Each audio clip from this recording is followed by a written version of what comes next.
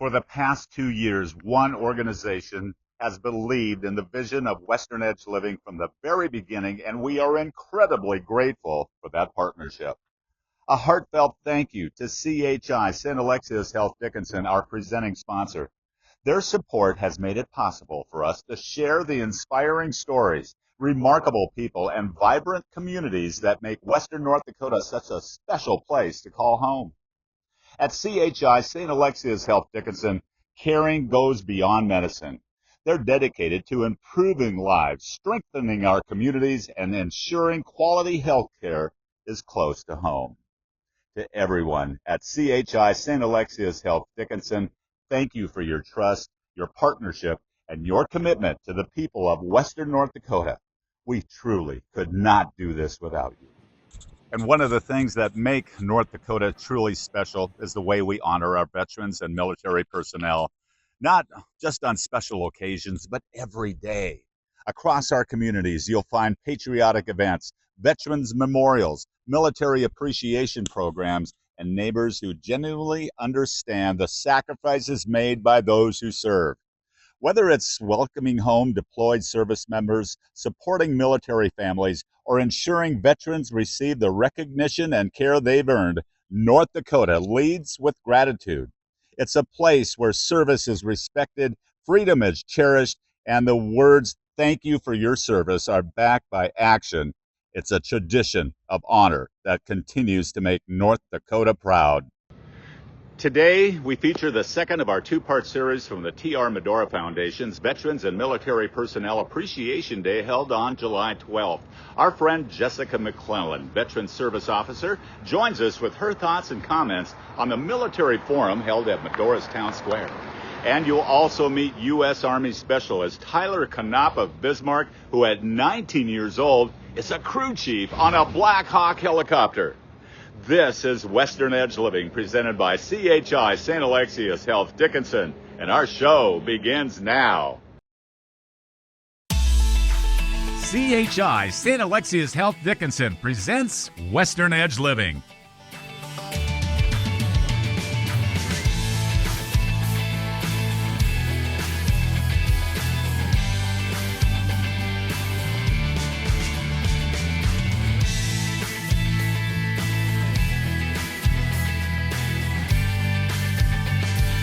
Western Edge Living. Welcome to Western Edge Living, presented by CHI St. Alexius Health Dickinson. I'm Bill Polinick. Thank you so much for tuning in into what is one of the biggest shows that we have ever done. This is the second in a two-part series during Military and Veterans Appreciation Day held in Medora on July 12th. Last week, we had a conversation with a man who spent 6 years at the Hanoi Hilton. His name, U.S. Navy Captain John Michael Mike McGrath. And that episode is on YouTube. In fact, there's footage that didn't make the TV show that is exclusively on our YouTube channel. I strongly recommend and highly encourage you to go view that conversation. It is nothing short of amazing. In the second half of today's show, you're going to meet a 19-year-old from Bismarck, North Dakota by the name of Tyler Knopp. He is a crew chief on a Black Hawk helicopter, and he's only 19 years old. That's coming up later on the program. And today we have a special guest with us. It's the Veterans Affairs Officer, Jessica McClellan. Thanks. Good to see you, Thanks young for lady. having me, Bill. How have you been? Great. You're looking wonderful. Whatever you're doing, keep doing it. Thank you. We introduced you as the Veterans Affairs Officer. You handle Stark County, Billings County, and other counties too, right? Yep. I'm the Stark County Veteran Service Officer, and so I cover Stark, Billings, Hettinger, Grant, Golden Valley, and Mercer County. Give us a snapshot of your job description. What is it? What are the things that you do? So my job is to advocate for the veterans' benefits. So that's meeting with the veterans and reviewing the benefits that they may be eligible for through their time in service, depending on when they served, where they served.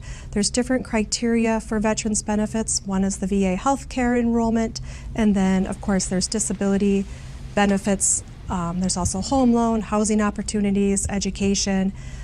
The list goes on, but just meeting with the veteran and reviewing their benefits with them so they're aware and knowledgeable of what they may be eligible for. There's no finish line to the work that you do, is there? No. It's ongoing. Yeah, Wow. You were at the forum held at the Town Square in Medora for Veterans and Military Appreciation Day. What was your takeaway from that? Why was that so important? Everybody in that room that I looked at was so engaged with the presentation that day, from listening to the facilitator, Joe Wiegand, to some of the guests that were there. Talk about that. You were sitting there enjoying and absorbing everything that was there. It's anytime we can have a veteran event, to honor and recognize our veterans and their family members. It's just nice to come together as a community to show our support and appreciation for the sacrifices they made for our country. Most of the times the veterans have to serve in dangerous and difficult situations in different wars and conflicts. So it's nice to come together, make sure they know they're supported, they're not forgotten about, and to hear their stories and to learn about the veterans in our towns and in our communities. Yeah. You don't always recognize who the veteran is until maybe you attend an event and then you learn, so-and-so's a veteran, and it's just nice for them to have that opportunity to share with you their stories.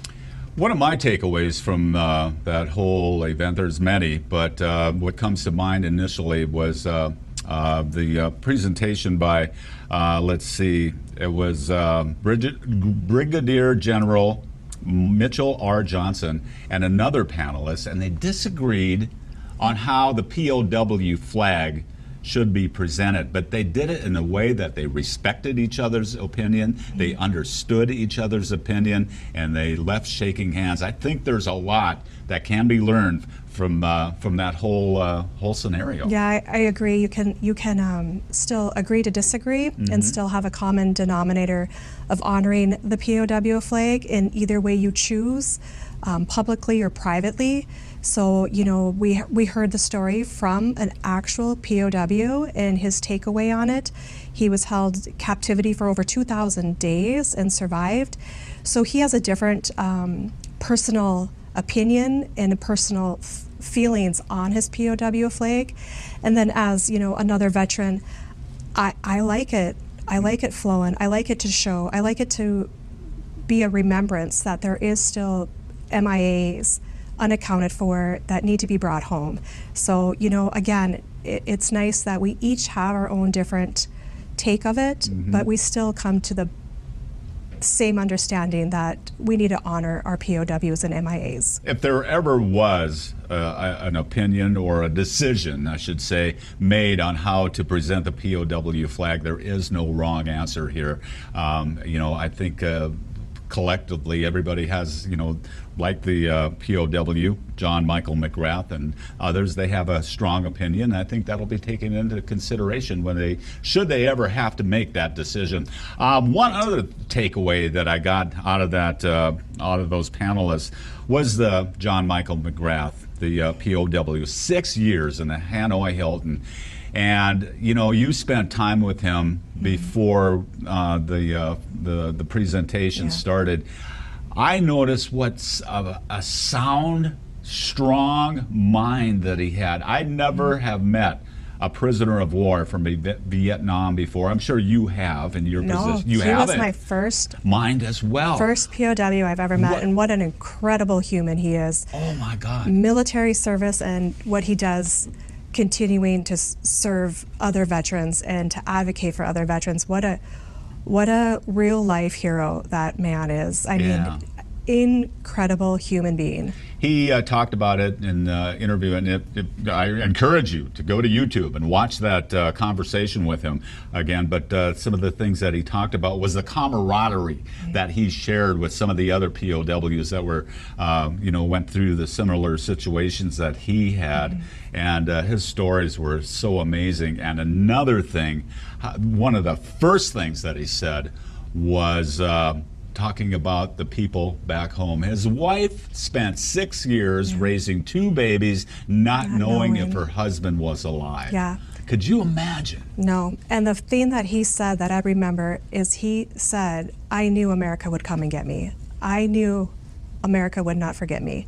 And so that was really emotional for me. He just knew in his heart they would come and get him. Yeah. So that was an incredible. And we're hoping you and I are going to visit with the folks at the TR Foundation and encourage them to do this again. And we're going to get the word out and encourage people to come and listen to these forums that they had. They had other things going on as well. And in that room, Jessica, Joe pointed out that there was a missing man table, and I looked up the criteria for a missing man table. There's 10 pieces of criteria that go along with that table, from a glass that's inverted to a Bible to a rose. What's your take on that? So that was the POW MIA table that's usually on display at all veteran events and military events.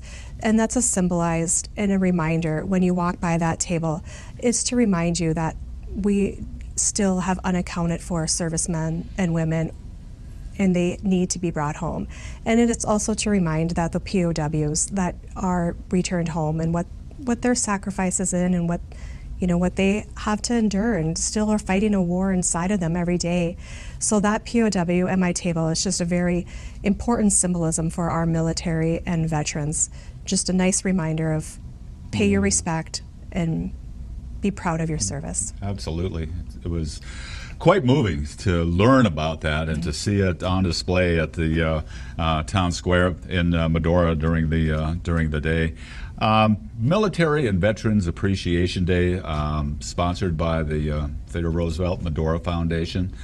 They also had a similar day set aside for veterans and military personnel at the North Dakota State Fair recently. Why are these things so important, and how do we get the word out? What do we need to do to make sure that these things keep going? I have a feeling they will, but I think us giving them a little push never hurts. Yeah, it's just nice that we have these different events. A lot of communities come together and do a veteran event or host a military appreciation dinner or luncheon, and it's nice that our local service member and veterans come together, support each other, and then the community comes and supports them as well, and just to show the appreciation and the gratitude that these veterans and active duty military members are serving their country for our freedoms.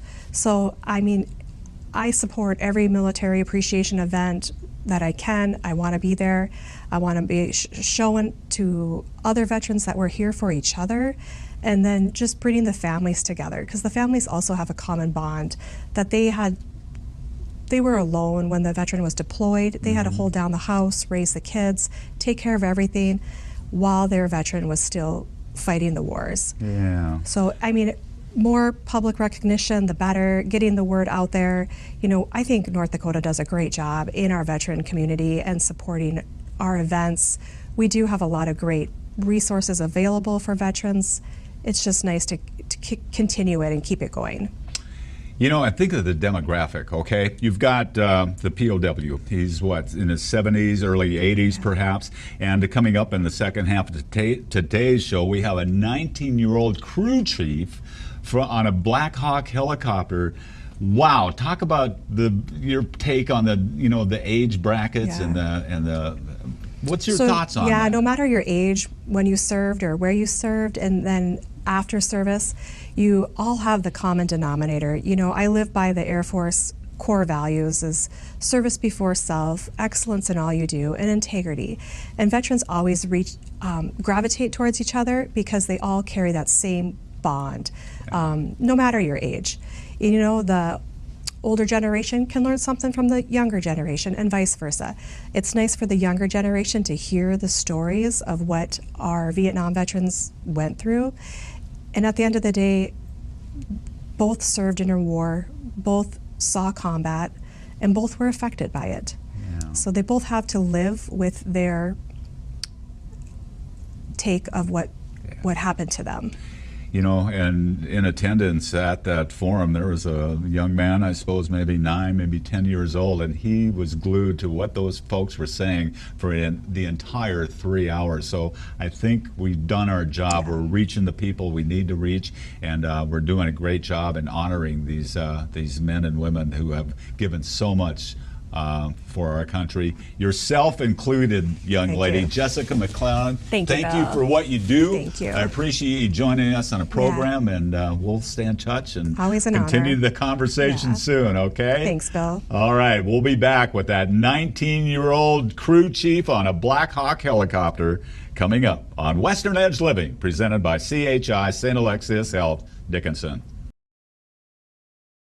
We're back on Western Edge Living, presented by CHI St. Alexius Health Dickinson. So glad you can tune in to this special edition as we are on location in Medora for Military and Veterans Appreciation Day.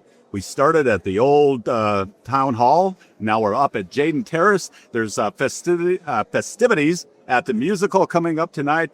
And on display up here, look at that bad boy over there. That is a Black Hawk helicopter. And one of the members of the crew is Specialist Tyler Knopp. You are the crew chief. Yep. You're not old enough to shave, but you're a crew chief on a Black Hawk helicopter. That's pretty awesome. I bet it is. Welcome to the show. Thanks for doing this. Yeah. You started out, you grew up in Bismarck. Yep. And I got the wrong high school, and boy, did I get a stink eye from you, boss. Oh, man, you graduated BHS. Yep. And you also started your military career while you're still in high school. Tell me about that. So, in Bismarck, we have a kind of like another separate unit. It's pretty much a recruit unit to get you ready for basic. Okay. We call it RSP. So it was in about November, my senior year, I enlisted, and then I started going to the RSP drills, just helping me get ready for basic and what to expect for my future military career. What was that schedule like? I mean, you had to be on the go quite a bit. It was just like any other normal National Guard. You have 1 weekend a month, and then they do like 2 weeks of training in the summer. Okay. After you graduated from high school and continued your training, what did it accelerate? Were you full time then, or? So after I graduated, I went down to basic and did my AIT. I did that all through. So that was about a year-long schooling between doing basic and then learning how to fix a helicopter and just learning my actual job in the Army. Wow, what an amazing high school to your career. That's incredible. Once you started, with the helicopter, was it immediate, or did you have to take a bunch of classes ahead of time? Or So the way they kind of do all the training is we'll start about 2 weeks in the classroom, and then after that, we'll do a week in the classroom, and then a week or 2 weeks out on the floor, actually doing maintenance on the helicopter, learning how to just handle everything and what we have to do in our job to make sure that helicopter is flight worthy. we're going to get back to the helicopter here in just a bit. What inspired you to, provide service to your country? What gave you a push? My dad was actually in the service for 28 years. He was a Black Hawk pilot. Oh, And really? I've always wanted to be a pilot for the helicopter. I'm actually looking to go to flight school eventually, but just being involved with the community and giving back to the community in a way that I love to do, it was a no-doubter to me. Tell us about this particular bird that's parked up here at Jaden Terrace. It's a great-looking machine. So what can you tell us about this helicopter? So that is our UH-60 Black Hawk helicopter. It is the Army's probably most used medium utility helicopter. So we can do anything from sling loads to troop transports. We can shoot guns out of the side of them. It's pretty much just an all-around, whatever you need, we can get it done with that helicopter. How often do you go out into the public, like you're here in Medora, up at Jaden Terrace? How often do you do things like this? So we try to do it as much as we can because it's a great opportunity for the public to see, not only just see the helicopter, but for us to tell them what we can all do, like the services we can provide for the community. What are those services? So one of our main things that we do for the community around here, we do firefighting. So we'll hook a water bucket up to the bottom of the helicopter if there was a big grass fire, and just go out, help fight it, and help keep the community safe from it. How much can this particular helicopter lift? Up to 9,000 pounds. 9,000. How much water is that? So our buckets that we have lift about 660 gallons of water. Wow. Wow. Have you ever gone fighting fire with I've done the training. I've never fought an actual fire, but Well, we'll train hopefully you for it. won't have to, right? hopefully we but still, at the same time, you're more than ready to go do yeah. that, aren't you? Yep. Yeah. Okay. What are some of the other capabilities of this helicopter that the normal person wouldn't realize and be kind of surprised to know that this machine can do this? I'd say that's probably the most interesting thing is the sling loads. Second is probably just the amount of people and cargo we can move around in there. So right now, as the helicopter sits, that one weighs about 16,000 pounds. We can get up to 22,000 pounds. Wow. That helicopter was so fly. So there's 5 of you on this particular flight today? So there's 4 crew members. We have the 2 pilots and then 2 crew chiefs. And then we also can get up to 11 passengers. Wow. Wow. And each one of them has a specific job. What is your job specifically as crew chief? So as crew chiefs, we are kind of like, I like to say we're the pilots in the band. So we are helping the pilots out as much as we can. We're helping them like with fuel numbers. We're helping keeping air surveillance for them. And then we're also mechanics. So we are expected to know how to fix that helicopter if something goes wrong. Or if we can't fix it on the spot, we have to figure out a way to get it back and get it fixed. Okay. All right. So you come here to Medora, and they're here for Military and Veterans Appreciation Day. And there's special activities all day long. And the Medora Musical is going to pay tribute to all these veterans that are here with us at Jaden Terrace. What does that mean to you as a young soldier? And do you see how veterans and military personnel are being honored? I think it's a wonderful thing. It's always great to get back to the veterans, and in many ways we can, and then especially having things up here like this where we can talk to them about like their past careers and just bring back memories for them. Awesome. Where do you see yourself going forward here? First of all, are you even 21 years old? I'm 19. You're 19 years old. Oh my goodness. What a future you have.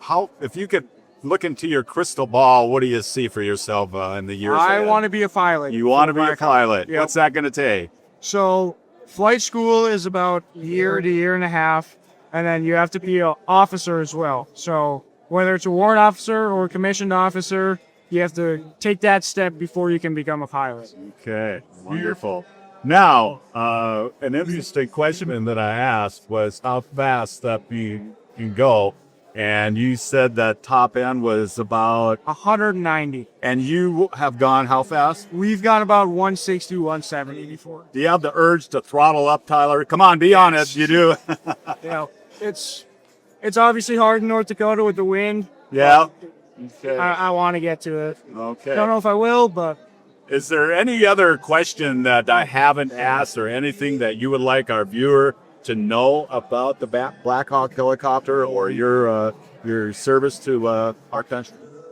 I mean, not really. We touched on mainly all the big parts of the helicopter. Okay.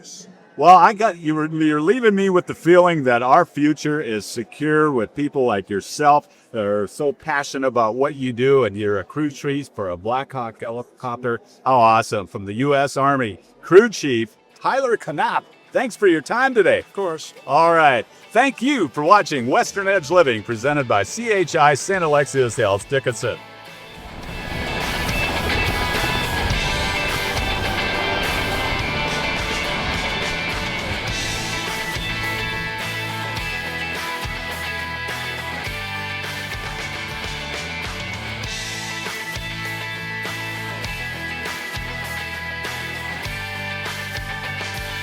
Western Edge Living.